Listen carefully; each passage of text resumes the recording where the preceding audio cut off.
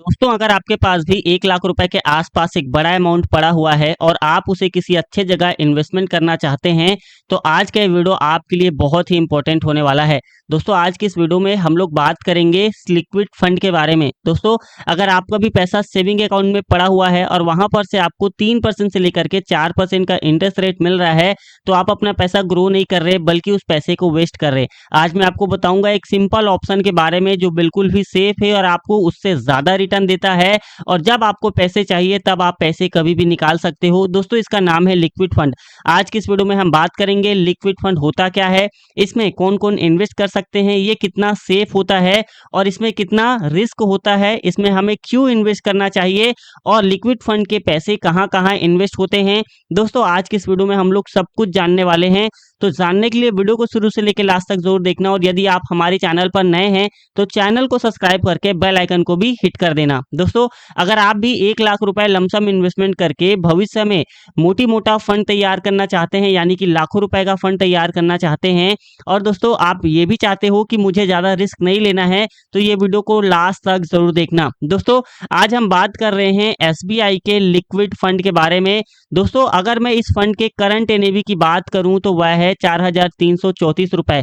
NAV किसी भी mutual fund के यूनिट प्राइस को कहा जाता है। और दोस्तों, इसका जो एक्सपेंस रेशियो है वह है 0.2% का, यानी कि दोस्तों ये जितना कम होता है उतना ही अच्छा माना जाता है। और दोस्तों, इसका जो एक्सपेंस रेशियो है वो काफी कम है, क्योंकि ये लिक्विड फंड है इसलिए यहाँ इसका एक्सपेंस रेशियो काफी कम होता है। दोस्तों, इसका फंड साइज है 57,891 करोड़ का, मतलब कि लाखों करोड़ों लोगों ने इस फंड में अपना पैसा निवेश किया हुआ है।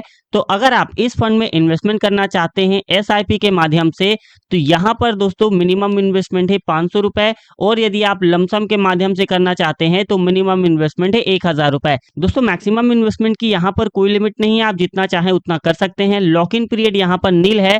और दोस्तों, इस फंड को 1 जनवरी 2013 को लॉन्च किया गया था, मतलब कि दोस्तों यह फंड 13 साल पुराना फंड है। और दोस्तों, रिस्कोमीटर के अकॉर्डिंग यह म्यूचुअल फंड मॉडरेट रिस्क के अंदर आता है, नहीं बहुत ज्यादा और नहीं बहुत कम। दोस्तों, अब हम बात करते हैं कि ये लिक्विड फंड होता क्या है, लेकिन स्टॉक से ये बिल्कुल अलग है। दोस्तों, ये आपका पैसा गवर्नमेंट के ट्रेजरी बिल्स और टॉप कंपनीज के शॉर्ट टर्म पेपर्स में लगाता है, सिर्फ 91 दिन या फिर उससे कम की मैच्योरिटी वाले इन्वेस्टमेंट में। सिंपल भाषा में कहूं तो आपका पैसा काम करता है, सेफ रहता है और वो ग्रो भी करता है।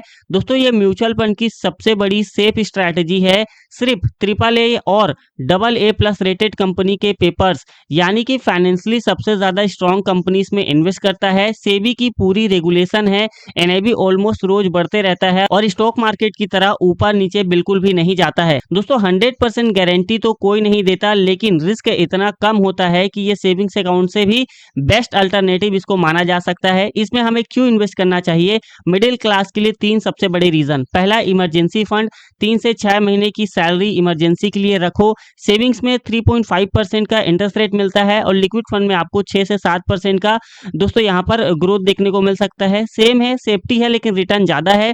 एंड दूसरा दोस्तों, शॉर्ट टर्म गोल, 6 महीने के बाद कार लेनी हो, एडवांस देना हो, कोई एफडी तोड़नी हो, कुछ करना हो, घर लेना हो, तो लिक्विड फंड निकाल सकते हो यहाँ पर से आप पैसा। तीसरा है दोस्तों आइडियल पैसा, सैलरी आई, बिल्स पे करने हैं, बाकी पैसा लिक्विड फंड में डाल दो, सेविंग्स अकाउंट में छोड़ के क्यों उसे वेस्ट करना है। दोस्तों, आइए अब हम जानते हैं कि यहाँ आपका पैसा कहाँ कहाँ निवेश किया जाता है। जैसे कि दोस्तों गवर्नमेंट सिक्योरिटीज में HDFC bank, Reliance industries limited. दोस्तों, इस फंड ने टोटल 101 कंपनीज में अपने पैसे को इन्वेस्ट किया हुआ है। आइए मैं आपको कुछ कंपनियों के नाम बता देता हूँ, जैसे कि national bank for agriculture and rural department, Punjab national bank, reserve bank of India, reserve bank of India, national bank for agriculture and rural department, Canara bank, bank of India, HDFC bank limited. इसी तरह से दोस्तों इस fund ने total 101 कंपनियों में अपने पैसे को इन्वेस्टमेंट किया हुआ है। दोस्तों, आइए एक नजर हम इस फंड के पास्ट परफॉर्मेंस पर भी डाल लेते हैं। तो दोस्तों, इस फंड ने पिछले 1 महीनों में 0.67% का रिटर्न दिया है। एंड लास्ट 6 मंथ में दोस्तों इस फंड ने 3.15% का रिटर्न दिया है।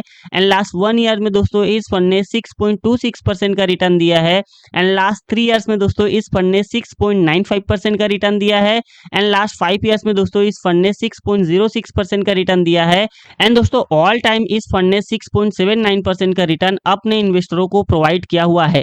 दोस्तों अगर हम इस फंड के डेप्थ सेक्टर एलोकेशन को देखें तो फाइनेंशियल सेक्टर्स पे 88.81% का एक्सपोजर है, कंस्ट्रक्शन सेक्टर्स पे 2.66% का एक्सपोजर है, सर्विसेज सेक्टर्स पे 2.58% का एक्सपोजर है, कम्युनिकेशंस पे दोस्तों 2.28% का एक्सपोजर है, सोवेगन पे दोस्तों 2.02% का एक्सपोजर है एंड एनर्जी सेक्टर्स पे 1.26% का एक्सपोजर है एंड अदर्स पे दोस्तों 0.38% का एक्सपोजर है। दोस्तों आइए अब हम चलते हैं कैलकुलेटर पर और आपको हम कैलकुलेट करके बताते हैं कि यदि आपने लिक्विड फंड में 1,10,000 रुपए का लमसम इन्वेस्टमेंट किया तो आने वाले समय में आप कितने रुपए तक का फंड तैयार कर सकते हैं। दोस्तों यहां पर हम एक्सपेक्टेड रिटर्न्स को 7% लेकर चलेंगे कि अगर भविष्य में इस फंड ने 7% का ही रिटर्न दिया तो कितने रुपए तक का फंड तैयार किया जा सकता है। दोस्तों ये वीडियो सिर्फ एजुकेशन पर्पज के लिए है, ये कोई भी फाइनेंशियल एडवाइस नहीं है, ठीक है।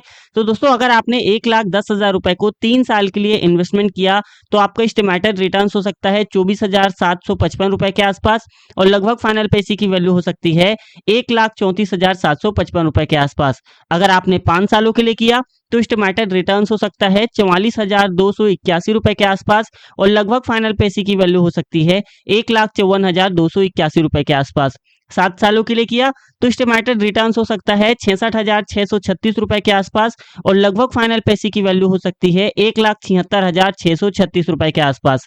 10 सालों के लिए किया तो एस्टिमेटेड रिटर्न्स हो सकता है 1,06,387 रुपए के आसपास और लगभग फाइनल पैसे की वैल्यू हो सकती है 2,16,387 रुपए के आसपास। इसी तरह से अगर आपने 15 सालों के लिए किया तो एस्टिमेटेड रिटर्न्स हो सकता है 1,93,493 रुपए के आसपास और लगभग फाइनल पैसे की वैल्यू हो सकती है 3,03,493 रुपए के आसपास।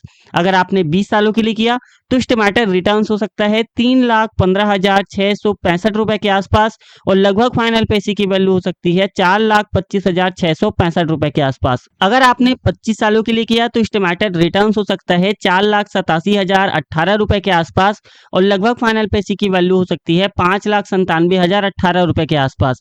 दोस्तों इसी तरह से अगर आपने 35 सालों के लिए किया तो एस्टिमेटेड रिटर्न्स हो सकता है 10,64,424 रुपए के आसपास और लगभग फाइनल पैसे की वैल्यू हो सकती है 11,74,424 रुपए के आसपास। तो दोस्तों ये था लिक्विड फंड के बारे में कंप्लीट इन्फॉर्मेशन। और अगर आपका भी पैसा अभी भी सेविंग अकाउंट में पड़ा है या फिर आपके फ्रेंड का पैसा सेविंग अकाउंट में पड़ा है तो ये वीडियो शेयर कर दो उन्हें जिन्होंने इसके बारे में पता नहीं है। और हाँ, वीडियो को एक लाइक करके चैनल को सब्सक्राइब जरूर कर देना। आपका इमरजेंसी फंड अभी कहाँ रखा हुआ है मुझे कमेंट्स करके जरूर बताना।